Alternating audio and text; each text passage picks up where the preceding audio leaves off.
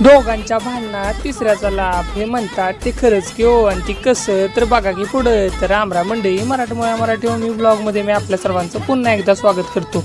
तर आज झालं असं की सकाळची पारी काढली गाडी आणि थेट निघालो नागपुण्याच्या दिशेनं. नागपुण्यात थोडंसं काम होतं, ते काम करत करत म्हणलं आपलं चौंडेश्वरी मातेचं दर्शनाला पण जावं.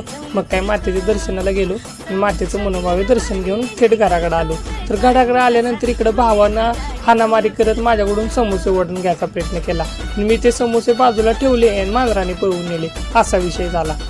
आणि ह्या विषयाला थोडंसं बाजूला ठेवून आम्ही थेट गेलो की रानाकडे गेल्यानंतर इकडे मित्रांना घेऊन आपलं बाजूची पाचट वगैरे पेटवून घेतली. जशी पाचट पेटली तशी प्रत्येकानं हातात वाडं घेतलं, कारण की त्याचं आग जास्त होऊ नये म्हणून.